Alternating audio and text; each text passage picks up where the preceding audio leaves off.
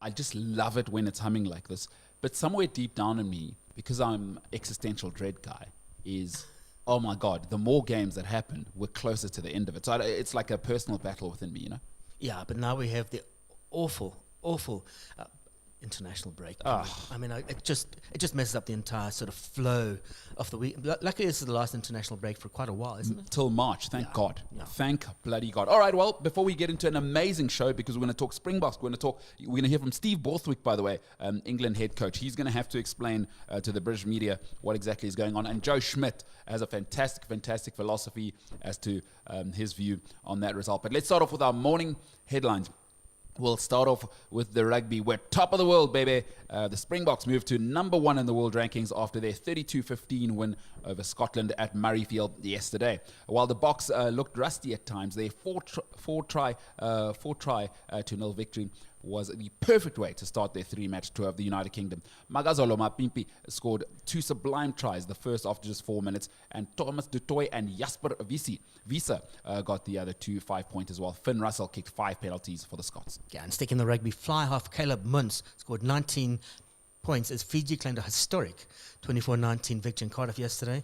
The loss means Wales not won a match in 10 games, a record they would not want.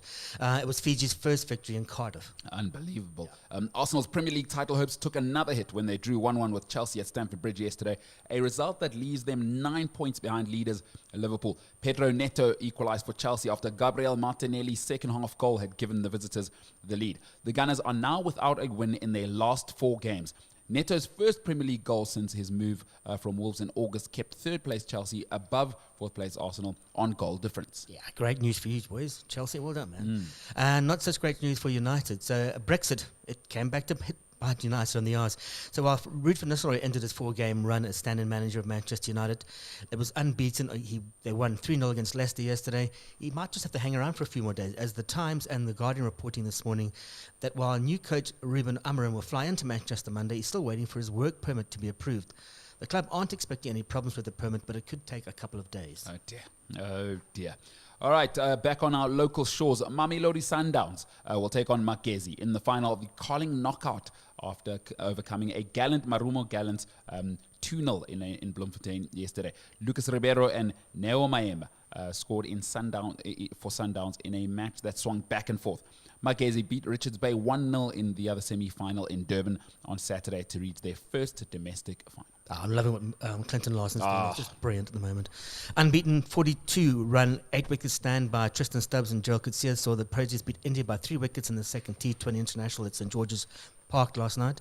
Asked to bat first, South Africa restricted India to 124 for 6. Stubbs and Coetzee's runs came from just 20 balls as the Proteas scored 128 for 7. Stubbs scored 47 while Coetzee got 19. My biggest challenge is I don't have enough TVs. Because yesterday there was an overlap of the Proteas, some of the rugby, and then 3 football games at a stage. Yeah, and it doesn't help that DSTV have now basically restricted you to one streaming thing, so you can't split them like you used to be able to, unless you get one laptop, split it to 3 or 4, and then the signal goes, and then the Wi-Fi goes down. It's just incredible. I don't know what to do. That these are the problems I think my parents worked for. Is that I should I should have the problem of I don't have enough TVs to watch this great sport that's going on. What a weekend! And if you're the Springboks, listen, life's lonely at the top. The Springboks now know that life again. I mean, Ireland are number 1 in the world. Do me a favor. Okay, let's get into the rugby. It's Omnisport Breakfast. Omnisport Breakfast with MKT and Kevin McCallum. The Boks beat Scotland 32-15 in Edinburgh yesterday. Clunky in the first half, but the bomb squad felt like the A-team. We saw the intensity change when they come on. They delivered the goods, along with Scotland committing far too many unforced errors yesterday, Kev. 32-15. I mean, what a game. It was an incredible match in the way that South Africa managed the game. People were talking about the fact that they didn't look good. They made 13, I think, handling errors within about 19, 20 minutes. It wasn't great to watch. Then Pollard, that crossfield kick to Makazole Mampimpi was outstanding. And then towards the end of the half, Billy LaRue got into the act. And it was really good to see that South Africa could revert to type. So they could revert to that strong, let's bash them a bit around. We're not winning certain parts of the game. I also thought the red card for Cummings was wrong. I know he did do the crocodile roll on Franco Mostert, and his legs did get caught, but at most was a yellow. And both coaches after the game, even Rassie Rasmus said, didn't feel like a red to him. I mean, we'll talk about New Zealand later. I was absolutely disgusted that Barrett even got a card for his hit. I don't know why they rushed to the card, and the one where they had to review it. I mean, it wasn't even that bad of a... When we talk croc roll, like there's some really bad ones where guys roll the guy's neck. And also... The nice thing about replay is you can kind of see when the guy has sort of aggressive intent and how long he doesn't really not at all properly croc roll him. It's like yellow card. And Mostert was falling back at the same time. There's momentum forward, and there wasn't recklessness, which is what a red card is. There's one problem with this 20-minute red card for me is that you're going to see more red cards given because it's not as massive an effect on the game, and that's what people. Russie's sort of hinted at that, and so did. Borthwick as well, and even Robertson from the All Blacks. They're all talking about the fact that it may lead to more red cards. These referees need to realize it's a TV show. Yeah. Nobody wants to see you. Like, my problem is whenever there's these, Andre Watson, what a great referee. No, I don't want to know the ref's name. Like, I shouldn't know a referee's name. That's how I know you're a good ref. Be invisible. I do not want to know these guys. Who's the other guy? Rasta. Don't be a character. Be in the background. You're a backup actor, and now they're becoming front and center. I couldn't agree with you more there, Kev. I was absolutely. It took the wind out of my sails. It's like, I know we're going to beat Scotland, but I want to play 15 men and like have a proper test match. And by the way, in the Northern Hemisphere, rugby tickets cost a bloody fortune. Well, that's it. If you're an England fan and you pay that sort of money to watch that sort of tripe from them, it was a really great, entertaining game. Great game of rugby. Both teams attacking, but then England just lost their plot. Well, we'll come to those bunch of losers, as Figile Mbulelo says. We'll come to them in a bit. Let's start off with New Zealand. They beat Ireland 23-13 in Dublin. New Zealand were dominant from start to finish. A flashpoint early in the game, though, between Irish lock Joe McCarthy and All Black number 10, Damien McKenzie, sparked a clash between both teams. And All Black skipper Scott Barrett was in no mood. The line for me, and I guess, had to make a point of, it's... not tonight, you're targeting our 10 like that. So it just from where I saw it, it looked like Damien was on the ground, and I think Joe, cleaned him up. So from where I saw it, it looked like it was around his head, and whether it was or not, I'm not too sure. But I guess I took exception to that in that moment. When I saw it, I thought, the All Blacks are up for it. Yeah, they were inspired. And I hate this phrase that people keep talking about them as a team in transition, development, evolution, whatever it is. They just clicked into All Black mode again, didn't they? They just looked really, really good, really solid. Damien McKenzie was good. I thought he was really played good. Like a test 10. Yeah? Or he stopped that malarkey that he does. This is not Sevens and this is not the Chiefs. You're playing test match rugby. Yeah. Daniel Carter used to run this. Do that. Let's cut the nonsense. And guys like him, your flair will come through, but lead with the technical stuff. I thought he kicked brilliantly out of hand. And I mean, he gave them such great shape, as you say. Yeah. When he plays properly, I mean, the strike runners out wide are quite sensational. I thought Ireland were absolutely dominated. Ireland head coach Andy Farrell was blunt about why his team lost the match. The lads are gutted, and we're all gutted. I thought we'd prep well, train well. Thought we was excited about the game, and we was. And we didn't manage to put our game out on the field. Now, obviously, the opposition have a big say in that, but I thought we compounded too many errors and almost suppressed ourselves a little bit at times, and the energy wasn't, or the accuracy wasn't what was needed to win a big test match like that. Look, they committed too many errors, and one thing that, to be honest, I'm very derisory of Northern Hemisphere rugby as a Southern Hemisphere sort of zealot myself, but it's clear losing a guy like Johnny Sexton, they didn't have a plan, kind of like New Zealand are trapped in now, is at international level, you just cannot be poor. You can be mediocre, you can't be poor at fly half. No. And right now they were ghastly. I mean that first the man who's distributing, that first distributor, first receiver was awful. Everything, remember, passes behind, passes going to the ground, passes going over men, the timing was out, and that's what Johnny Sexton gave you, right? Is your number 10 really needs to be a metronome at that level, and we saw how clunky it was. Yeah, I think Ricky Ione renewed his rivalry with Johnny Sexton when he said, put this one in the book as well. Yeah. Because Johnny Sexton released a book in which he's basically been scathing the All Blacks. Scathing is he just released a bunch of nonsense, It's scatterless. Yeah, it's been quite something. So from number one in the world to beaten by an All Black team in transition to the Irish, back to the drawing board. Coach Andy Farrell, though, he'll be coaching, of course, the British and Irish Lions as well next year. Let's move over to the shock of the weekend. For me, I mean, we'll have Flip van der Merwe on in a little bit. The worst Australian team of the professional men's era shocked the world on the weekend. Wallabies coach Joe Schmidt's men beat England 42-37 with a try in additional time. Schmidt was just happy to win in the end.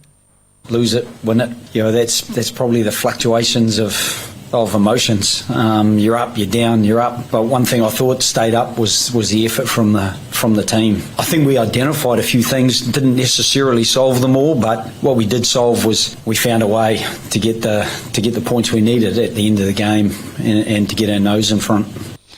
I mean, what do England do? They're sticking to. Steve Borthwick spoke about it afterwards. Said we didn't stick to our game plan, and we talked about clunky, and they look clunky. And there's a problem with some of the guys. Let's say Slade. He's almost like a religious. He's got religious fervor about this game plan. Yeah, you know, it's his faith.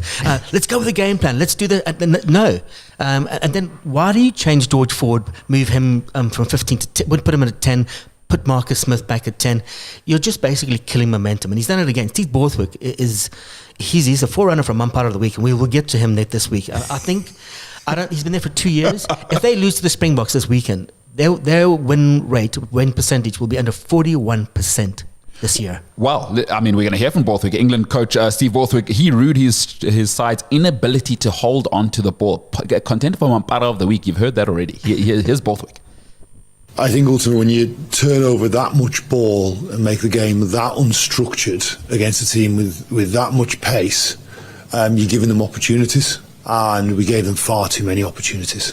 I thought it was even more interesting listening to the press conference, thanks to our friends at Sport Locker who gave us all of this audio. England captain Jamie George admitted that his men just didn't front up to the Aussies.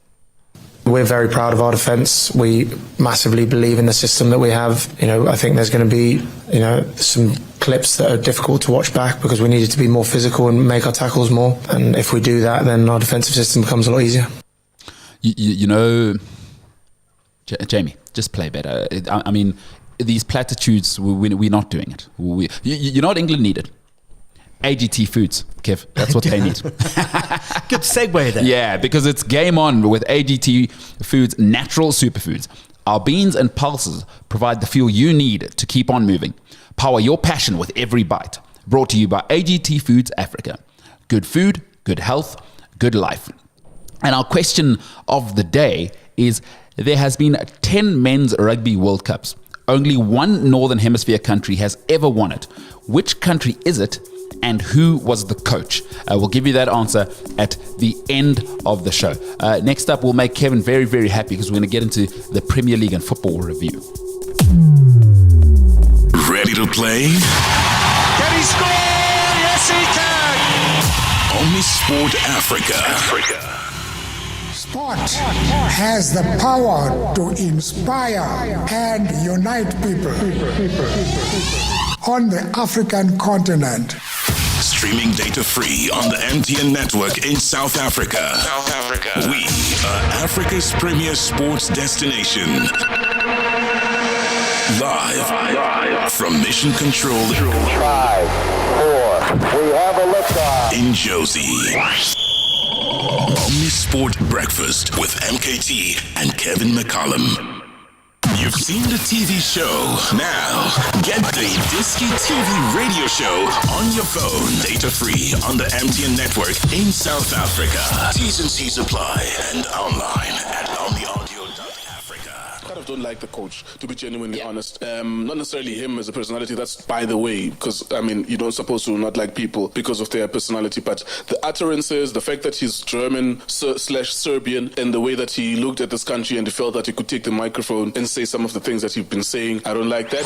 When Nkululeko Nkewo, Benedict Saul Vilikazi, and Lingo Pep Huddle. It doesn't bother him that much to lose because he knows like I will be fired, but my friend will give me another job somewhere as a technical director, which has happened a lot with Morgan Mamila.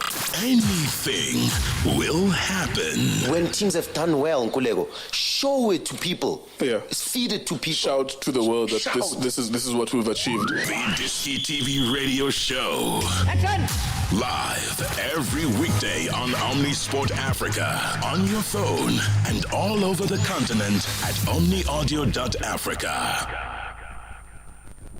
Strength starts with smart choices. Add AGT Foods barley and split peas to your diet for essential nutrients that support muscle recovery. Train hard, recover harder. Brought to you by AGT Foods Africa. Good food, good health, good life.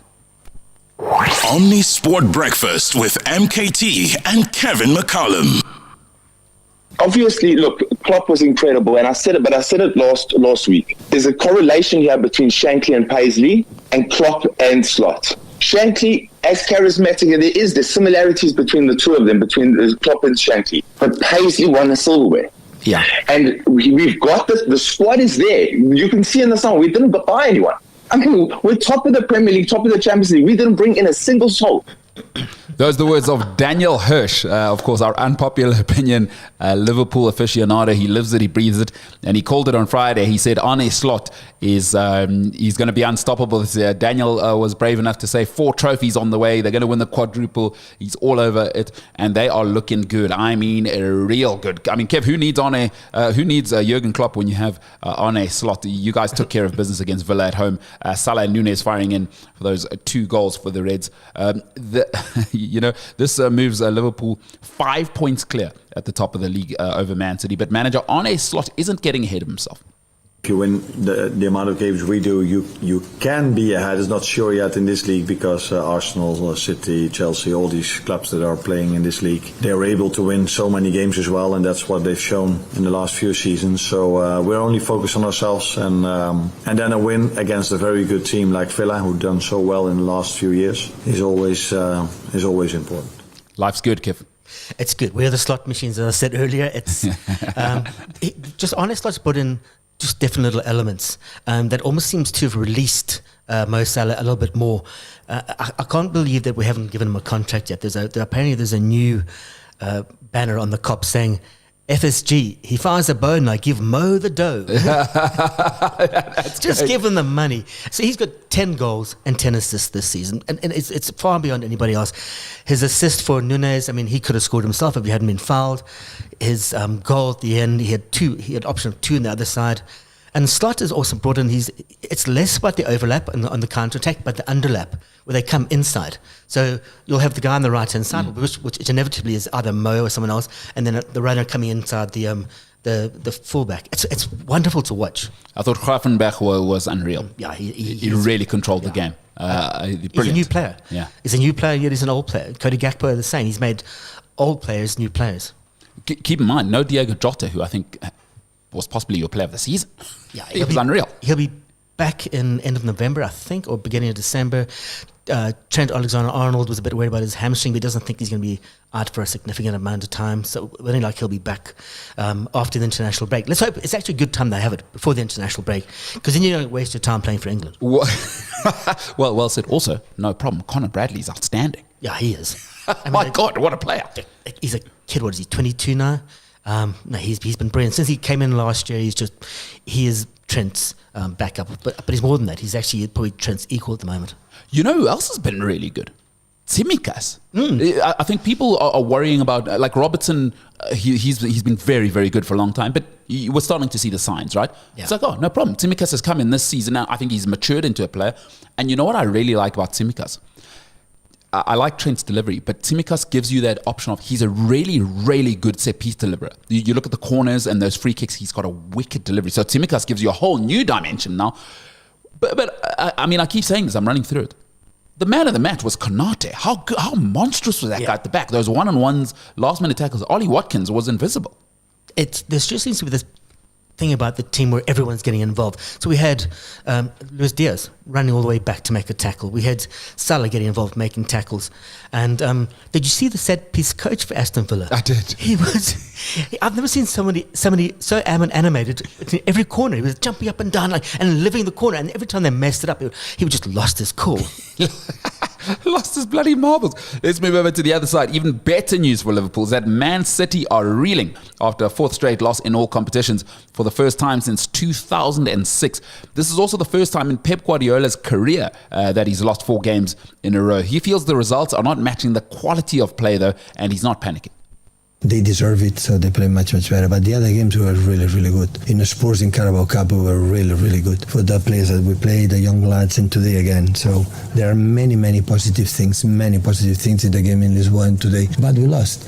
I'm here, but looks like my argument has excuses. That is the point. This is what I feel. When I play bad, I'm the first to say, I don't like it, but I don't have that feeling. Yeah, interesting times. I mean, this is something they haven't had, and things can't go on forever. It's been 8 ridiculous years, 7 of them winning the title. It can't go on forever. They're not. It wouldn't be bad if you're a team to be second in the league and everyone's talking about a collapse. They have lost intensity. I thought Brighton's tweaks, Fabian Hölzler was brilliant. He tweaked them and he exploited their weaknesses. City are looking a bit off, but Pep Guardiola, he finds ways. By the way, Fabian Hölzler, younger than Danny Welbeck. Younger than Danny Welbeck. It's absolutely incredible what this young man is doing. Pep continued, though. He was in quite a prickly mood when they asked him about whether this was the end of the era for Man City. Okay, congratulations. Not giving away because we are not there. We cannot do it every 3 days, 4 days, 3 days with the situations that we are. So I would love to have the players, The area is going to come, yeah, for sure. This is not eternal. So in the next 55 years, the City is not going to win every year the Premier League, right? So that's for sure. So it's not going to happen. And I see the players, the training and the way he played, start the game in the first half and start the game in Lisboa and said, we're going to do it again and do it again, is there. But the reality is not enough. So here the business you have to win games, and now we are not winning games, especially in the Premier League right now. And of course, we have to change. The players know it, but that will help us to be more focused, the desire to come back, and the players read it, and we will see. And when it's going to happen, it's going to happen. I think you're seeing the value and why he costs so much money of Julian Alvarez. Now you're seeing those goals. Erling Haaland's the best striker in the world. I don't think anyone can deny that. What happens when he's off, which is rare? Yeah. Julian Alvarez used to get you that 10, 12 goals a season, and you could bring him in, rotate Haaland. You're seeing that hole now because all of the other players are tippy-tappy guys, and they didn't really go and get another striker. There isn't another striker, which is why Haaland has to play. Problem. Yeah, you need a player to give those extra goals. So let's say Haaland scores 30 goals this season. That's not going to purely win you the league. You need those other players with the 10, 15 goals. And I want to know, did Haaland tell anybody to stay humble after this game? Has he said to stay humble for a while now? Man, I love that. If you didn't see that against Arsenal, of course, he said that. Another man who's down in the dumps. He always sounds like it's the end of the world when they lose. Spurs lost to Ipswich at home. I repeat, this is not a drill. Tottenham Hotspur lost to Ipswich, the Tractor Boys, at home at their beautiful Tottenham Stadium. Smodics with an absolutely spectacular scissor kick, and Delap put the Tractor Boys 2-0 up, and then Bentancur got the goal in the second half for Spurs, but it just wasn't to be for Big Ange's men. Big Ange took the loss on himself as a coach. Without the ball and even with the ball, I just felt we didn't get the tempo right, intensity right, and then we gave ourselves a mountain to climb. Second half we had the ascendancy, obviously, and enough opportunities, but didn't do enough of them. That's down to me. That's my responsibility. The inconsistency we're having this year ultimately comes down to kind of me and my approach, and something I need to try and fix and see if I can help the players in that area. Big Ange, not good. You can't be losing to Ipswich at home, can you? But it's so Spurs. Ipswich waited 22 and a half years for this. That's the first time they won the Premier League game against Spurs. I thought they'd look good. I thought Ipswich would look well drilled. They look more composed. Spurs seem to have this thing where they think they can go behind and then come back, and that's what they've done the last 2 games. And you can't always do it, and they couldn't do it. because of my middle class status or emerging middle class status, I don't have I don't have enough screens to watch all of them. Was Ed Sheeran there? Because Ed Sheeran, I think, is a 1% shareholder of Ipswich. Yeah, he wasn't, but I think his name's on the sleeve or something. He's around there. I didn't see him in the crowd, but I mean, I try not to look at gingers during the day because it affects my eyesight. Bad for your soul. Oh, it's not great. I mean, day walkers. But that's why it's terrible. I've got a lot of good ginger friends. And some of my best friends are ginger. Yeah. You're that guy now. You're that guy. I've got a ginger friend at work. Yeah, he's great. He's so smart. He speaks so well. That's great. That's absolutely brilliant. But listen, a hell of a shock and great. Now there are no teams left without a win in the Premier League. What a league this is, because Wolves also won in their game as well. So it's absolutely brilliant. Another shock in the relegation zone. Manchester United. Again, I repeat, this is not a drill. Manchester United have beaten Leicester 3-0. A huge shock. Should Steve Cooper's job be on the line after losing to Man United 3-0? It's Fernandes, it's Garnacho, and a Christensen own goal sunk the hapless Foxes. Not sure if you got to see the United game at all. No, I didn't watch it, but I did catch some of the highlights this morning. United look good. Ruud van Nistelrooy's done them a lot of help, a lot of good rather, in their last 4 games he's won. If you're coming in and you're a Portuguese coach and you're a new guy, you're struggling to get a visa, you could do worse and keep you could do worse and keep Ruud on as an assistant or involved in some way. So Ruud came out and said, "I want to be Manchester United manager. That's why I came here." So I wonder how that whole dynamic's going to work out. But I hear you. Listen, from an African perspective, Ahmad was play Ahmad. Yeah. Stop this Marcus Rashford stuff. Let him go and feed the kids elsewhere or whatever else he wants to do and get another MBE, OBE. Ahmad was unreal. His setup for the back heel, absolutely brilliant for Bruno Fernandes' first. Ahmad gives them, he's got that, the French call it a je ne sais quoi. Him and Garnacho. I mean, Rashford was dreadful again. Dreadful. Absolutely dreadful. But you've got to play Ahmad now. When Amorim comes in, that's got to be his number one playmaker for me. A guy who's disappeared, £80 million signing, Anthony. Whoa, where are you, son? Anthony's just talking about those goals scored against Ipswich, Brentford, all the big teams. He's still celebrating those. Yeah, waste of money. Yeah. Get rid of him. Offload him in the summer if you can. Or Amorim, we know how big these coaches' egos are. Do you think Amorim comes in? They both speak Portuguese. He might try and reinvigorate him. Who knows? It's hope springs eternal, doesn't it, Kev?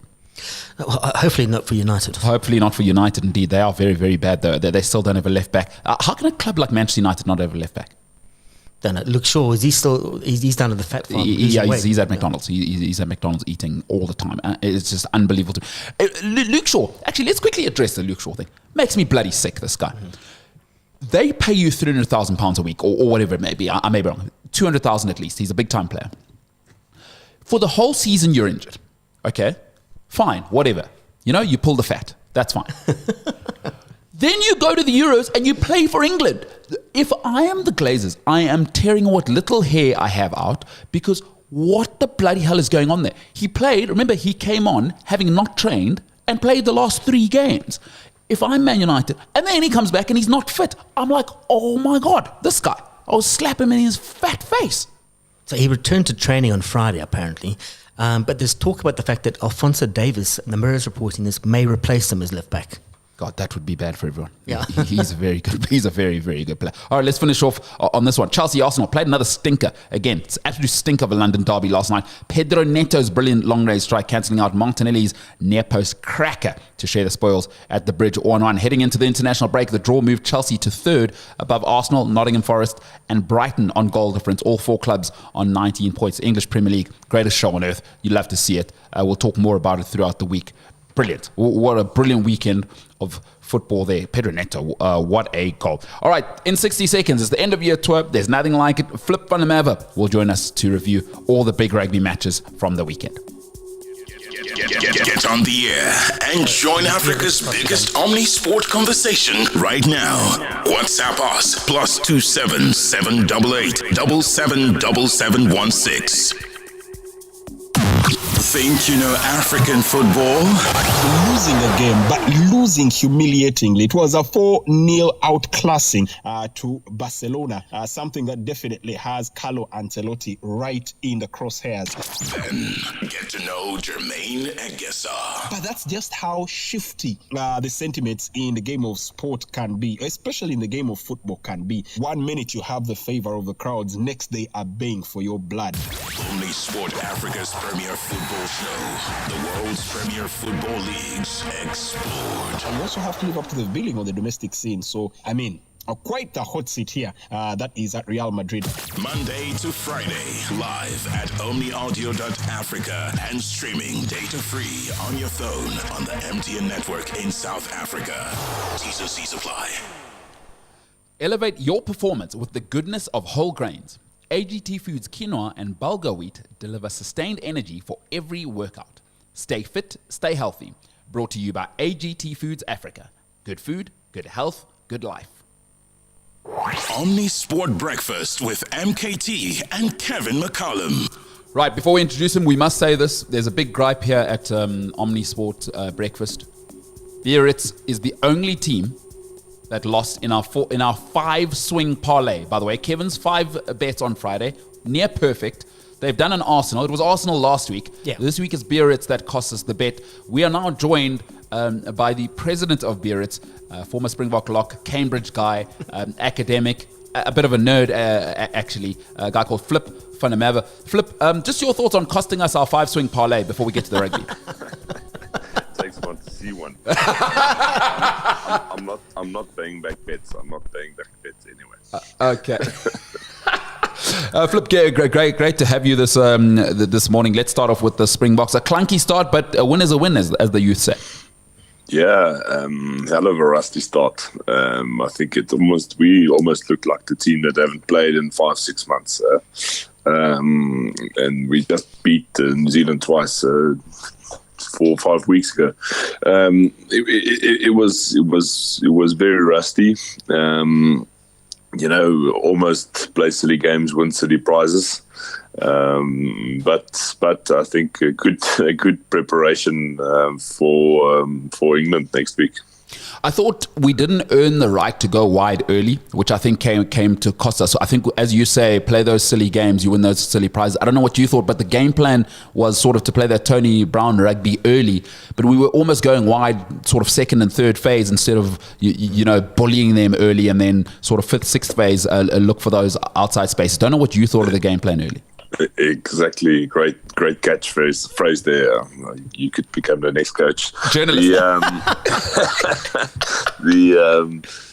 But you exactly have it right. It was the old cliche in rugby that if you score a try too fast, it's almost the most dangerous thing that can happen. That first try almost came too easy, and I think in their heads they almost didn't respect the opposition after that, and took a little bit, took away out of the basics. The ball was slow coming out. So I think old Jaden Hendricks, the poor guy, had a bit of a mare at 9 from the start. 3 or 4 knock-ons at the back there. During the match, the ball got stuck in a bit, and we saw when Grant, a one and only back came on. Grant Williams, he made a hell of a difference. He did, but this is a bit of a coach's dream, isn't it, Flip, where you guys win, but you play badly. There's nothing coaches love more than to get stuck into you guys at training. Like, now Rassi's going to get, coaches love that. When you win and you've played badly, it's like their dream, isn't it? Coach you up a bit. Yeah, it is. That is a sign of a great team that, even on your off day, you could still be the world-class team, and we have to say that the Scots really did impress. They did show that they can take the heat, especially in the contact setup. I think they were very good, very good attack.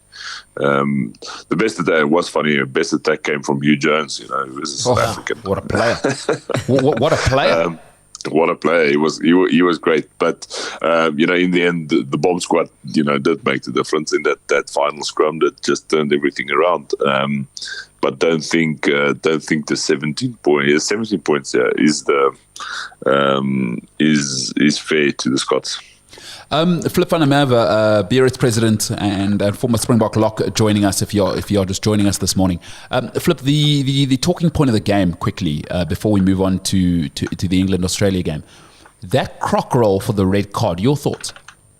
Yeah, it's ridiculous. It's it's a nothing almost. And if you wanna go on and say, well, it's a penalty, because I understand you have to protect the players and what you have it, but then upgrade it to red is a bit silly. I think it's silly. Yeah, exactly. Russie and the Scottish coach said the same thing. And the problem with this 20-minute red cards, it almost makes it easier for the TMO and whoever is sitting in the bunker. The bunker always sounds a bit dodgy. But whoever's sitting there, whoever's sitting down in the bunker, it makes it easier for them to give a red card. Knowing it's only 20 minutes, it's going to affect the entire game as dramatically as a full game red card. And I think we're going to see a lot more red cards, which is a big problem for me. 100%. I don't think we need to hand out red cards like candies. I agree. No, we don't. You spoke of physicality. Let's talk about a team that is not physical at all. Shock of the weekend. Australia beat England. The bookies had that at 5-1, by the way. And England are in serious trouble now, surely. Australia are a joke down here in the Southern Hemisphere. They had one win in 6 rugby championship games, including a record loss of 67-27 against Argentina. And by the way, their points difference was minus 106 in the rugby championship. Credit to Australia, or were England just awful? No. I think Australia is always a ticking time bomb. They've got so much good talent in that team. If you just look player by player, they really are good rugby players in that team. They have a great coach that's proven himself wherever he went. So it was always like sort of waiting for them to click. Now, have they clicked? We don't know. Were they able to beat a shocking England team? Yes, and I think that's definitely the confidence they need to go on. With England, I think the question that needs to be asked now is, are they too far down the road, having 2 years of Borthwick, to fire him? Because the World Cup is less than 3 years away. I mean, if they're going to pivot, they're almost going to pivot at the end of this international season, because to give yourself time to sort of build a squad for the next World Cup, or do you think just stay with Borthwick and see it through? I had a little think about it, because the big question is who else? Who in that England environment do you bring in? Is it a time for a foreign coach? Do they look at a guy like Jan van Gaal at Bath, who's having success year after year? Do they? What I don't get about Borthwick is, Jamie George, he definitely isn't the best hooker yet, still in the England setup. George Ford is definitely not your best backup 10 in the setup. Bleed some new players. That's something they need. That's definitely something they need. They're just not bringing anything to the table. They look like a beaten team even before they start. I mean, when you've got the lead in additional time, I mean, it was just so basic. Just manage the game. Why are you going out wide in wet conditions? Just, I guess we're South African. We're lucky we've got the forwards that can do it. But it's like, guys, just keep it tight. You don't need to score another try. You're in control of the game. Almost play for the penalty if you're going to have to. It was a very, very immature. And I guess, Flip, not sure if you were listening earlier, but this is where a commanding fly-half helps, right? Is a commanding fly-half plays, quote-unquote, the Bulls rugby of the 90s and noughties, right? Is that ball is not leaving. It's not going past the 10. He's doing a nice porter. As soon as it gets to him, it's a hot potato. He's either tactical kicking or he's having a word with the pack to say, keep it in there. So I thought, extremely immature. And Ford, if you're going to be on there as the experienced guy, that was your time to sort of lead from the pivot role. I thought England were absolutely immature and horrendous to give away that possession, because they scored with like only 2 minutes to go, by the way. Absolutely ridiculous. Kev, what you got for the Beerits president? Well, I was looking at some of the Australian newspapers, and before the game, the Sydney Morning Herald had Up Schmidt Creek, and then directly after the game, they had a headline talking about is our new $5 million superstar, the youngster at 13. Is he now scaring the Lions? Now, so Australia looked like they're up for the Lions for me. But it's a very Australian thing, sort of shit or bust. I mean, it's a very Australian saying, and that's what they seem to be with this. But I love what Joe Schmidt did with the team. You know, they played with gay abandon. They sucked England into that almost frantic, unstructured play, and it paid off for them. I mean, I think the Lions series coming up, this could push them towards being a very big... but more of a what's the right phrase? You know what I'm talking about, Jar? Yeah, I agree. You know, you saw the tries galore that went on, and it came 100% from good solid teamwork, but also individual skill. And it's just so good to imagine you're playing your first ever full rugby game, and it's in a test match on Twickenham against England, and you make an absolute joke of that team. You mean life is too easy for those people. So it's also Suwali. I can't remember his name now, but such a great talent. The New Zealand media, the Australian media, South African media, I think grew up a little bit before everyone. You know, they've got a bit of the patience, and we've been winning for the last 4 years. You know, so that helps a lot as well. But it is always a little bit of that. You know, it's it is break them down to build them up, almost sort of the tactic. Luckily, I hope the players don't read in the media or use it as motivation. You know, we should never forget it's only humans behind all of that razzle and dazzle. Well, you talk about humans. A bunch of humans manhandled an Irish team on the weekend. The All Blacks absolutely manhandled the so-called number ones. Now, of course, being dislodged by the Box there. What did you make of the All Blacks hammering Ireland? Yeah, so good. Very, very interesting to see the Irish team being a meter or so behind the pace. Didn't look in the game at all. Not in the first half. Not in.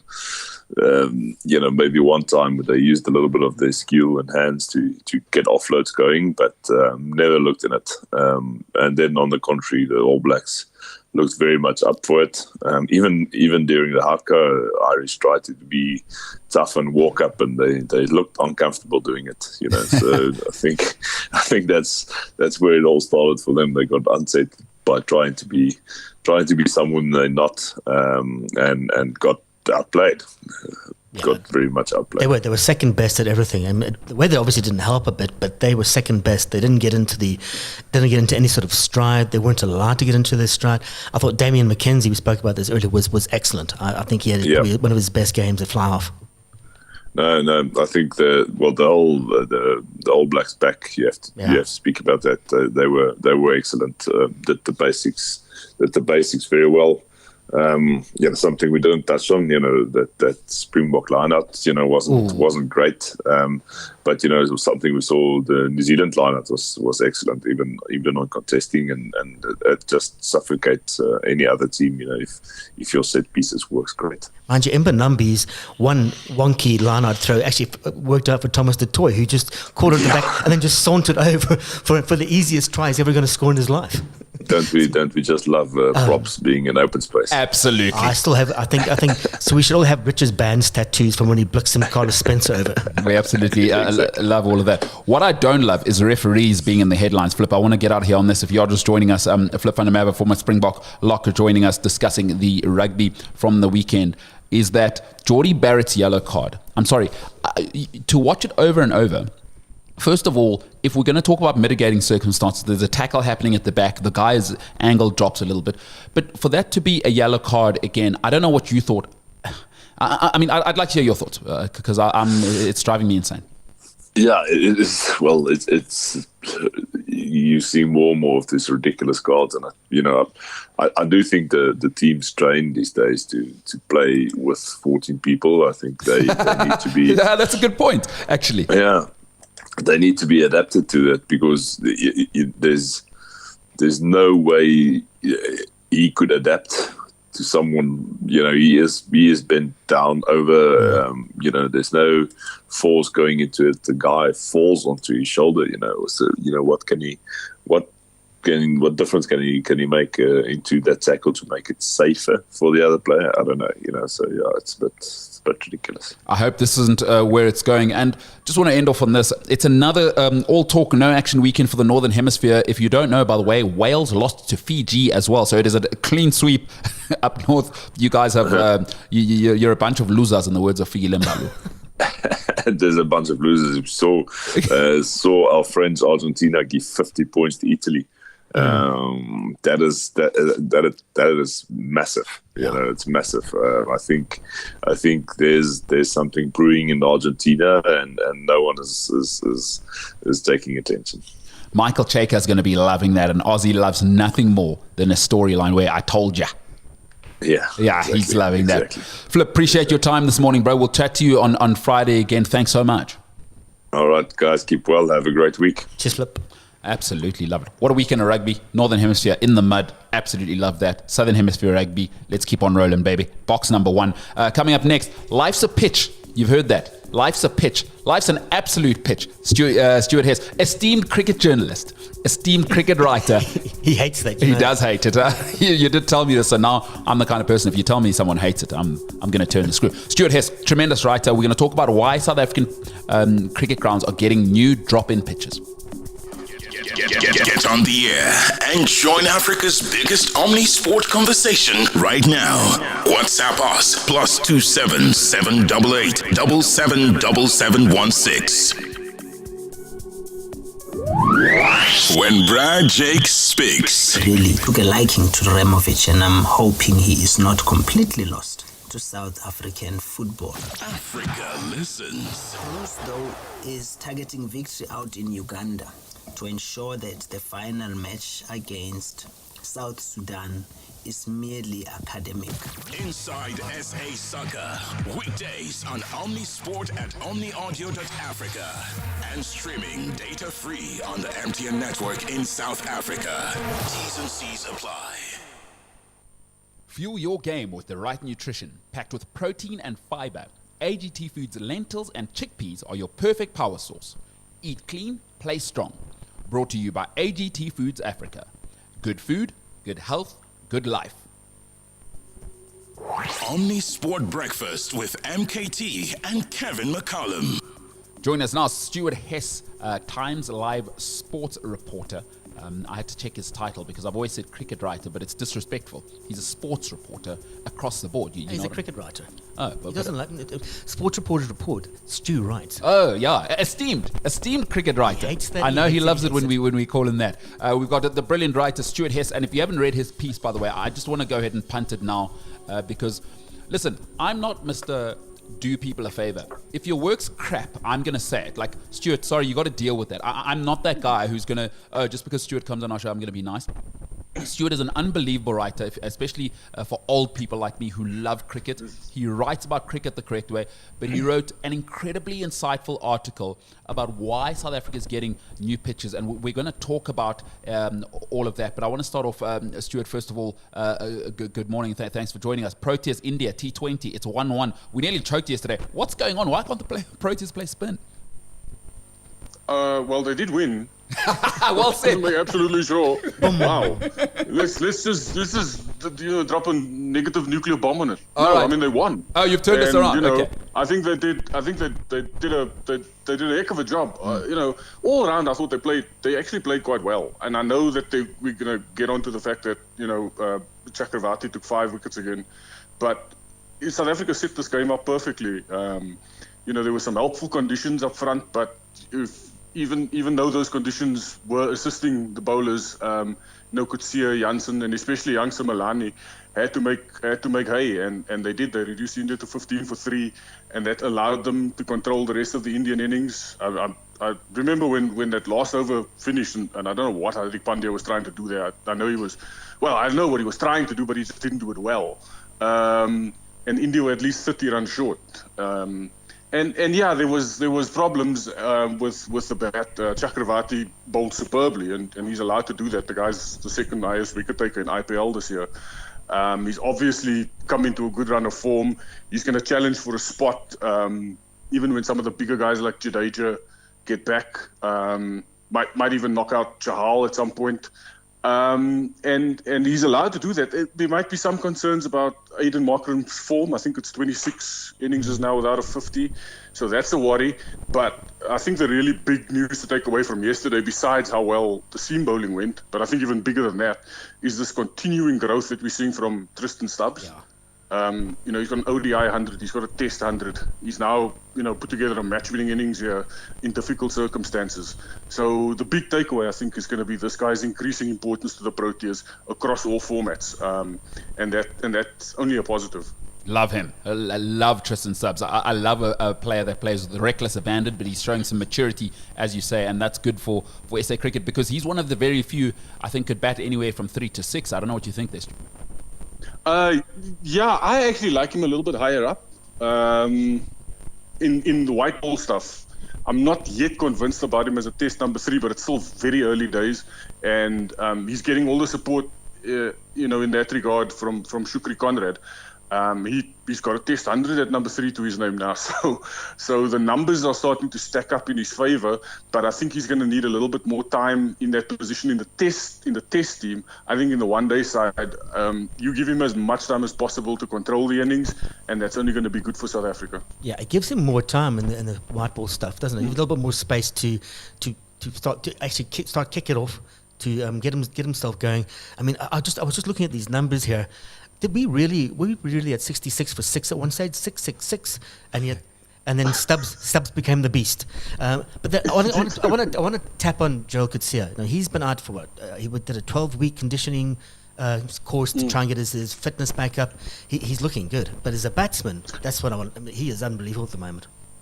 Well, that was very interesting because I actually spoke to Cricket SA's chief medical officer, Dr. Ashendra Ramji, about this 12-week program. Him and Marco Jansen were both put on it, and it was all about kind of going back to old injuries and strengthening the areas on the body where those injuries occurred.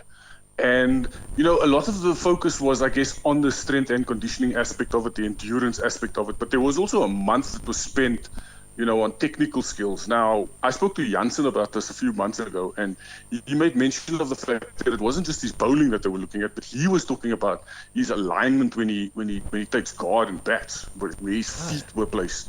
So they were doing stuff. Obviously, their primary roles as bowlers, but Jansen takes his batting very seriously. He's never been shy about saying that. And Coetzee loves hitting the ball a long way. I mean, he just loves it. He's been doing it since he was 14 years old. And I think anytime that you can contribute, and yesterday was a perfect example of it, that's going to help and create depth in the T20 side and in the one-day side. But obviously, from a personal perspective, it increases his value because, the IPL auction is coming up in a couple of weeks. So there might be a couple of million bob coming his way if he can bowl 150 and hit the ball 100 meters. 100 Klaasen got 48 million for just hitting it, as you say. you add some bowling to that, you can get yourself 20 million bob. That's a very, very good point. Hey, Kev, I know you've you've kind of slacked off on being a journalist here. You're now just a guy like me who talks into a microphone. We have a real journalist on the line here, Kev. How's that insight? How's that insight? I taught Stuart everything he knows. Here we go. But I love that. I love that kind of insight. The fact that you've spoken to the guys and they're talking about the batting. That's really, really interesting, and absolutely love that. We talk about a side that had some good numbers, a good comeback. Let's talk about a side that has been, I don't know what has happened. They won a World Cup not so long ago. What is going on with Australia? 2-1 at home.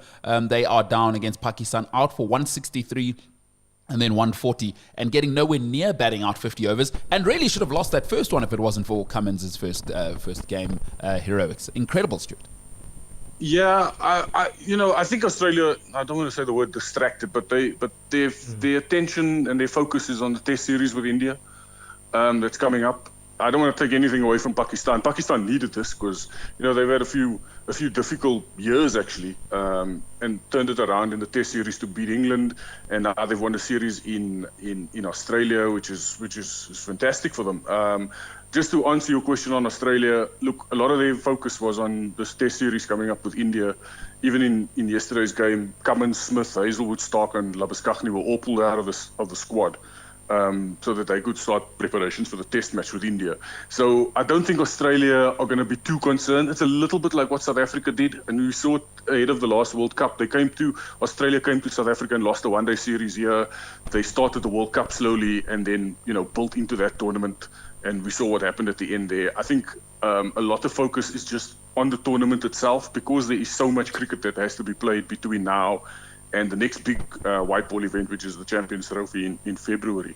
So I don't think Australia won't be too concerned. Their focus wasn't really on this series.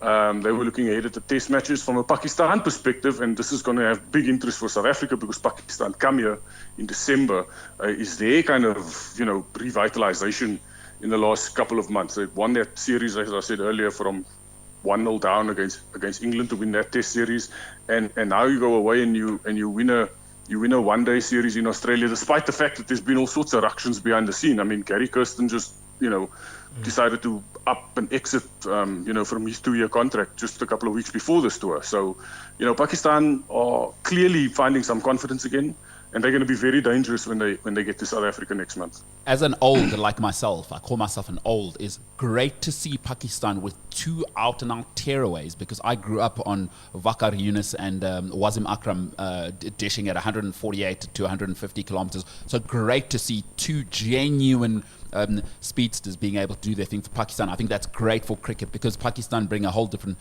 element for me. So I'm very, very happy there. Sorry, Stuart, I know you're a big-time journalist, by the way, Times live reporter, sports reporter, but I believe it's Labuschagne, and not Labuschagne. Okay, well, sorry, I live in Johannesburg. Thank you.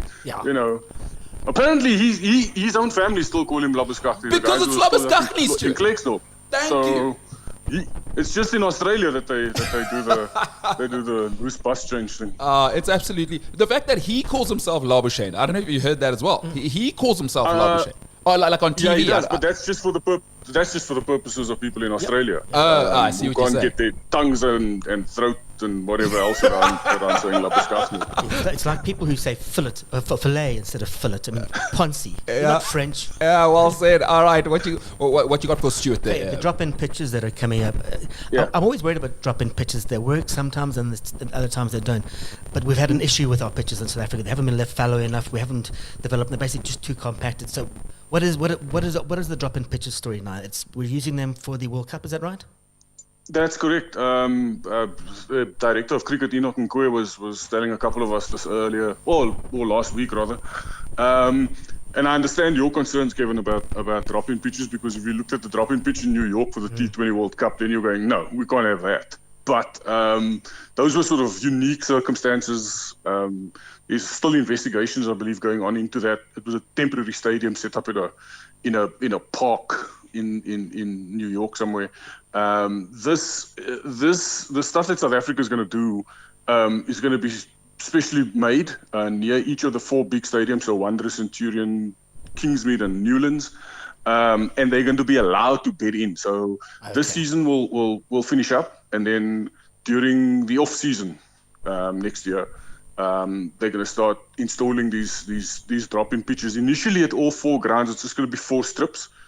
And the way he put it was they're going to store it like near the ground. So the pitches will be put in, taken out, and then sort of moved to the outfield, or even up to the net facilities, depending on where those are at these various grounds. And it's a case of South African surfaces have just especially at the big venues, have just gotten tired, quote unquote.